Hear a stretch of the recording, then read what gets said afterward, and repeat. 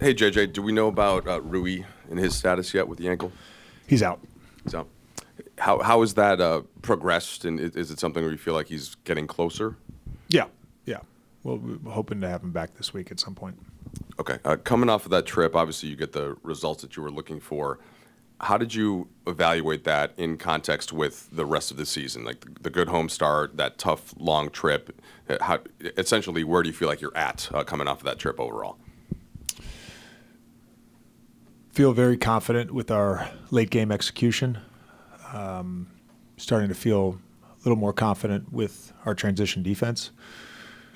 Believe in this 5-game winning streak. We're, at least my staff told me this. We were number 1 in offensive rating and number 16 in defensive rating. So we're not last. That's an improvement. Progress. Pretty excited about that. Yeah. So that's good. What have you seen from Utah? They have some really good players. Will runs a lot of really good action for their main guys. There's a lot of stuff that happens off ball that can be a little different, similar to Wembanyama with our smalls having to guard the screener and the bigs having to guard the guy getting the screen. So our stuff with Markkanen and with Collins tonight is going to be big. Like any game, we got to get back on defense. And then with Will, they've always been this way. He's really emphasized crashing the glass, and they're at the top of the league in crash rate. They're I think 7th in offensive rebounding percentage. It's been a big point of discussion the last few days for our team is we've emphasized starting our defensive possessions better with sprinting back and communicating on our transition defense and getting our defense set. And we've got to do a better job of finishing possessions and being physical with our box outs. And that's going to be tested tonight for sure. JJ, got 2 for you, but kind of piggybacking off what you were saying with the transition defense. I think you guys were bottom 4 in multiple categories before the 5-game win streak. Now you guys are more middle of the pack. We're not last. Not last, exactly. Are you seeing, obviously, with small samples, it can be, missed shots here, there, that can impact the actual numbers, but process-wise, have you liked the process of the transition defense over the last few games? Yeah, I think when you watch it, the intent to communicate really stands out. You can visually see guys pointing, guys talking, guys reacting to that, getting matched up. We've talked a lot about just like we really had an issue with this once or twice a game for the first 8 games where we've said no man behind. We've got guys back, and we're not guarding our man in transition. We can't just let somebody run by us and get a layup or dunk, and we've gotten better with that. I think the intent to sprint back is improving as well. And I asked you a version of this question after the last road trip. You said that you learned from that trip that you're a masochist, and you were looking forward to the challenges after the losing streak, I guess. What did you learn about yourself as a coach after, I guess, in the midst of this 5-game win streak?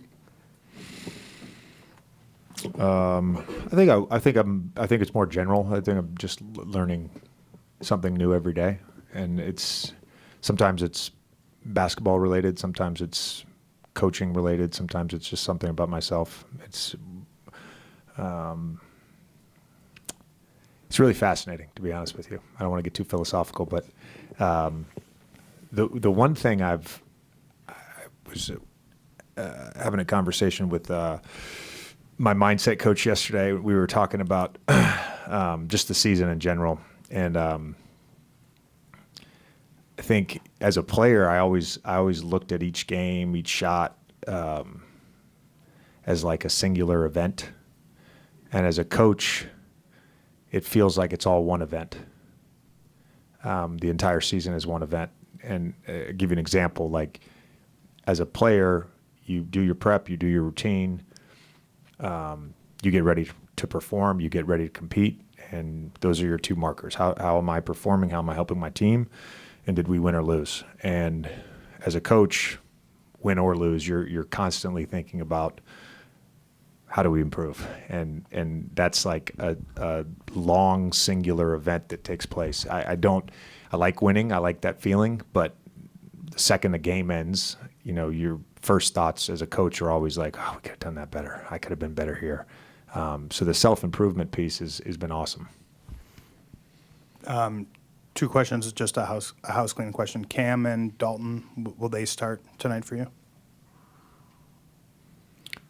When does that do? Yeah, they'll start. Okay. And with Cam back, that tightens things up a little bit with kind of your guard rotation, but do you want to reward Max still for kind of what he did, the games Cam missed, and try to still figure out ways to use both of them instead of one or the other? Well, Max will play tonight, obviously. He'll be in the rotation. And again, this is all fluid.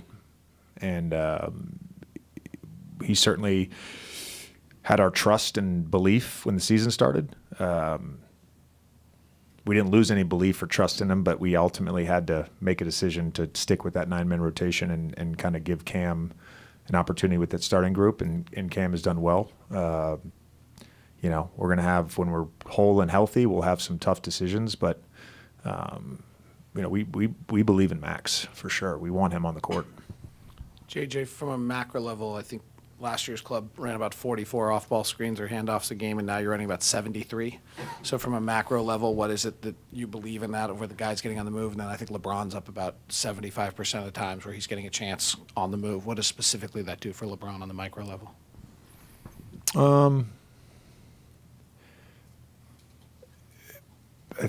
The big thing for me is there's a bunch of different ways to play offense. If you have a team that can consistently break defenders down and touch the paint and get 2 on the ball, or if you have a player like a Luka who can consistently get 2 on the ball, you can in some ways afford to not run a ton of off-ball action and dribble handoffs. I think with our personnel, the best way for us to shift the defense and create a little bit of confusion and chaos is to not play stagnant and to utilize screening, to utilize dribble handoffs. Sometimes that's, AD is the handler with a small. Sometimes the off-ball screen becomes like a pin DHO for LeBron, or a flip screen to a DHO. And sometimes it's just the off-ball stuff. But that for us has been really good. I don't know the exact numbers as of today, but I know not just volume-wise, but I know points per possession we're towards the top of the league in both those things. And it's been good for us. And I think conceptually that works for our team. JJ, I think it was a week ago that Jackson had the ankle turn, and the timeline was 1 to 2 weeks. I'm just curious, any update there on the progress? Do you think there's a chance he could return prior to the 2-week mark? I don't even know what the 2-week mark is, Dave. I'm going to be honest with you. A week from today? 1 week after that Okay, happened. gotcha. He's progressing well. He was able to do some stuff on the court. I think the next step for him is probably just he was really good with linear. It's more just all the other movement stuff that he's got to continue to build up his strength. Again, like Rui, we're hoping to have him back at some point this week, but we expect him to fit within that time period of 2 weeks. Hey, JJ, obviously we've seen Dalton shooting, but he said even before the season started that one of his goals is to be an all-around player. How have you seen him progress so far in the non-shooting aspects of his game?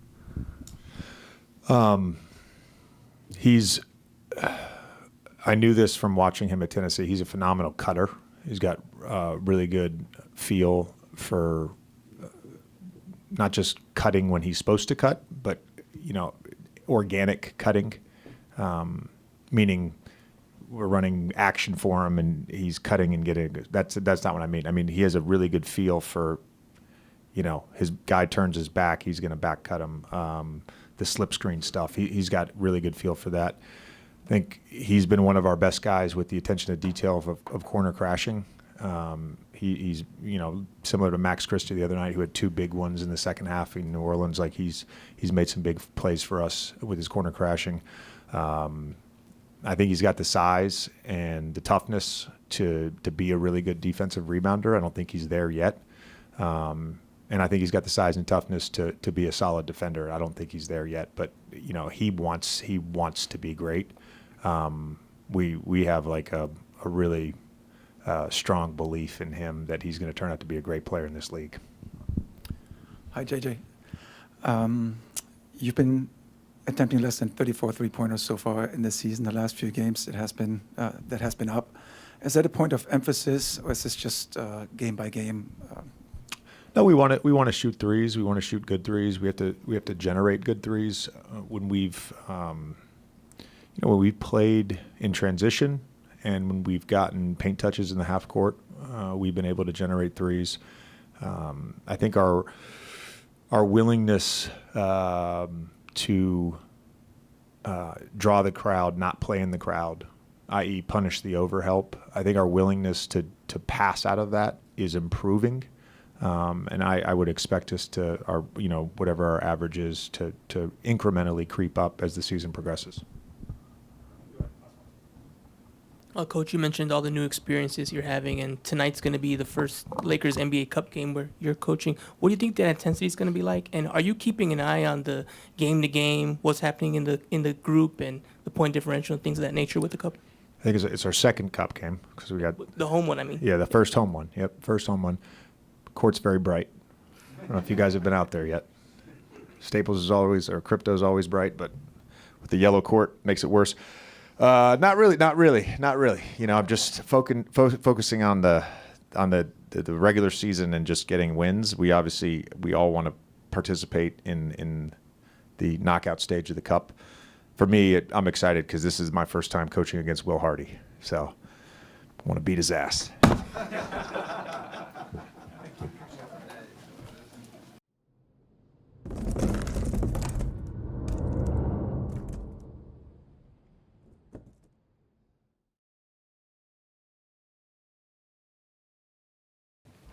JJ, I guess that's what you were getting at with the kind of 1% of all shooters comment. Where was it just the first time in the gym?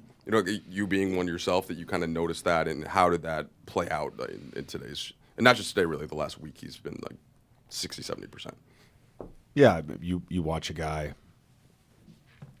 in shooting drills, you watch a guy in small group games, you watch a guy in pickup for a few weeks. It's obvious that he's a shot maker, and he was phenomenal tonight. I thought, they tried to run that zone and kind of shot them out of it, but that was all D'Lo.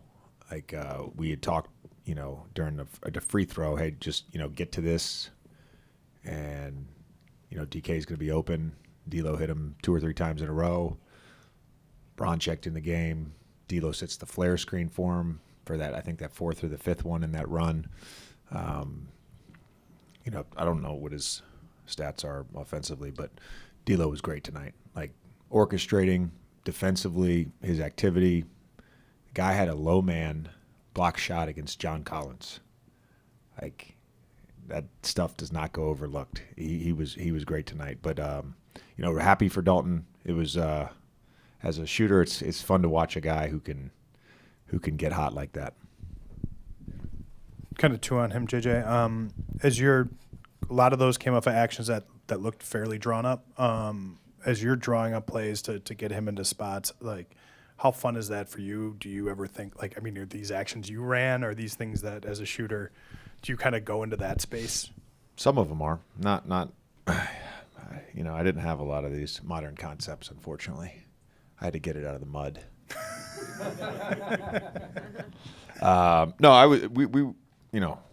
We're cognizant of for AD and LeBron primarily with drawing up ATOs, and Dalton as a rookie gets what's left when he's in the game, and we feel like we have a good flow. Like there's opportunities.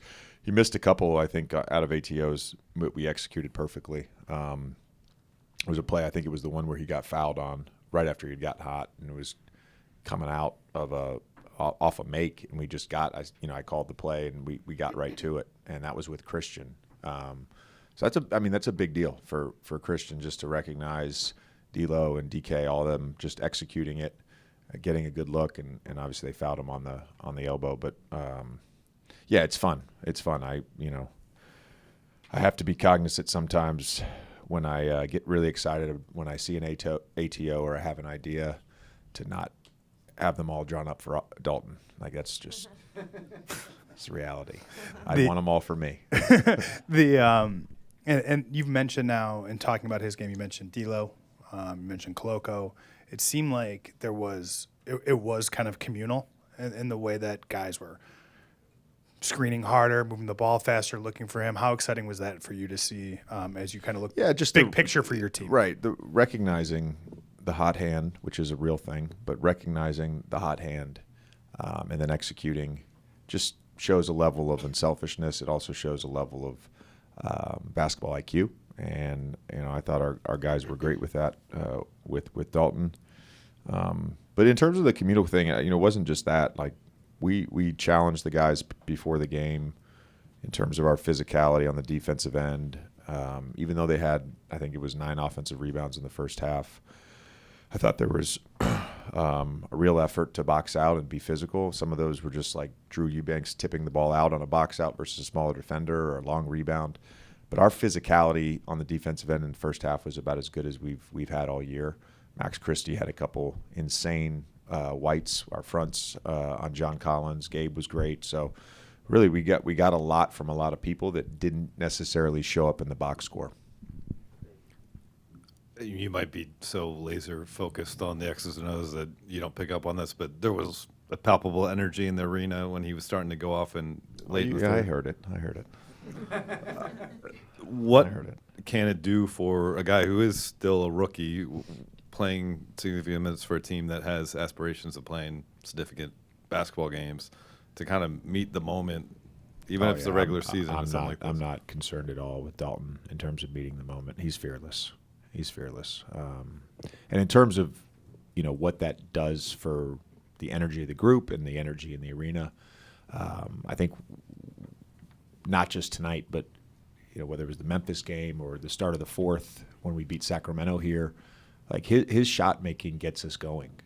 It's a real weapon for our group beyond just to score. It's a weapon that energizes us. JJ, with the past week that he's had, obviously you guys were very high on him and his shooting potential, but is he almost ahead of schedule? And if he continues this rate of shooting, it might not be sustainable, might be, but does that change his place in the pecking order offensively? I don't know. It doesn't change his place in the pecking order at all. I think what you have to look at is he's from where he was to start the season. He's earned more minutes, and our guys, what I think has stood out to me over the last week or so is similar to how Golden State has always known where Steph is on the court, or they've always known where Klay Thompson is, or, for me, when I was playing with like DJ and he would get an offensive rebound, he always knew where I was. Blake knew where I was. Our guys have a real understanding. There was a play in New Orleans where Austin cut and he got the ball underneath the basket and, immediately just like turned and fired along the baseline without even looking, and Dalton hit a three. So like that's important versus like, oh, we got to run this amount. It's not. We're not going to run more plays for Dalton. It's really just having his spacing, his threat. He's got some off the bounce stuff he can do. But I mentioned before the game, he's an excellent cutter. He's been great with his offensive rebound crashing. So it's more about him just earning more minutes and more trust, not just with the coaches, but with his teammates. That's important.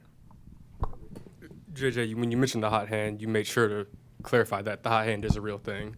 I think you're the only one in this room who can say that they had a hot hand on the NBA floor. Can you just describe that to us? Not to speak for Dalton, but what is that feeling like when you know that you have it going in that way? It's the flow state. You're not thinking. You're just perfectly in balance with the curvature of the Earth and the Earth spinning on its axis 1,000 miles an hour. You've let go. You've let go, and the ball just feels weightless, and it feels like everything is going to go in. And even when it's fun when you're in that state because you can miss a shot, and it doesn't weigh on you at all. You're just ready for the next one. It's really, I wish I could have gotten into that state more. Steph, I've always said this, like Steph is the guy. Like he's able to get to the flow state quicker and faster and more consistently than any athlete I've ever seen. Hey, JJ, a guy who you wanted to drop every ATO for, who you said the guys have an awareness for, similar to a young Steph. What kind of player do you think Dalton could grow into in this league? I'm not gonna speculate on that. I think he is a guy that with incremental growth can become a great player in the NBA.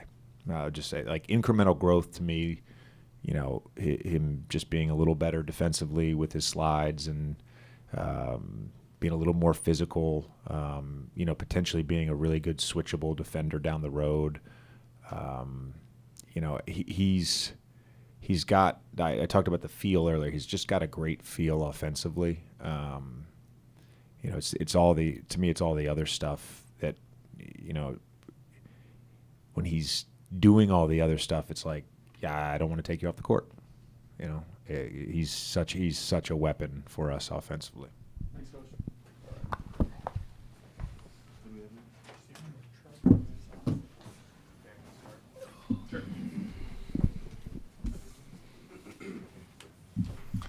So, let's start with the shrug.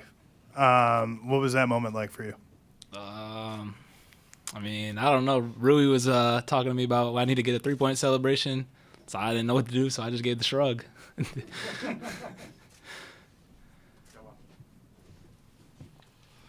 Dalton, just what was that third quarter like for you? Scored 21 points in it and hit 5 straight threes.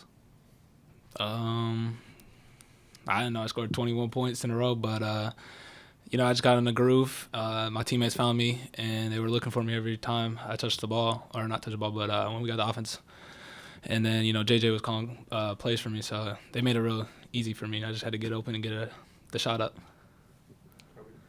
Dalton, asked JJ about what it feels like to be in that zone. So you talked about flow state. It feels like the earth, the axles, just everything perfect. At what point did you realize that you were in that state? Was it the first 3, second 3? At what point were you just like, yeah, I'm locked in? The first shot. Every time I see one go in, I think the next one's always going in. Even if I miss it, I always have the confidence that my next shot's going in. My dad always told me that, so that's just my confidence.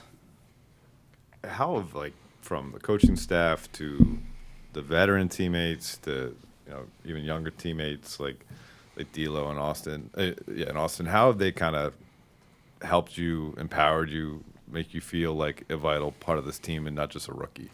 Yeah, Austin, like I said before multiple times, he texts me throughout my time at Tennessee. So, having him there, I ask him any questions. He's always there to help me out. Me and him shoot after practice ends every single day. And, when you have a guy like that that's been in the league and,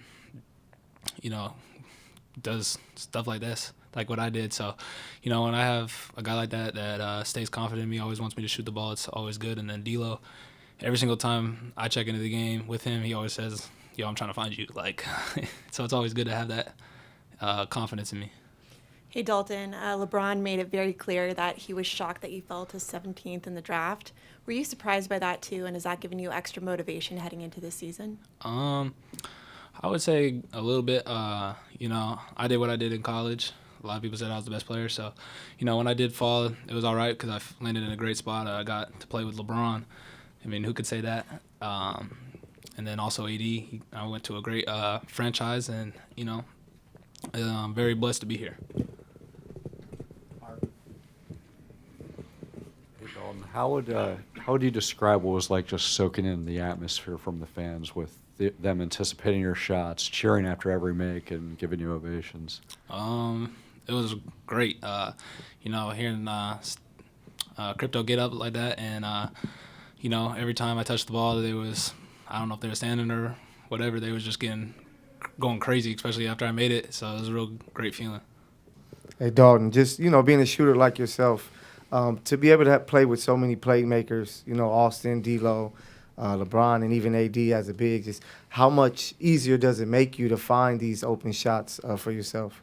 Yeah, playing with LeBron and AD, they get you easy shots, same with AR. Having those guys out on the floor make it super easy for me to get wide open shots, and then all three of them have confidence in me, and yeah, I'm just very blessed. Thanks, Dalton. Thank you. Thank you.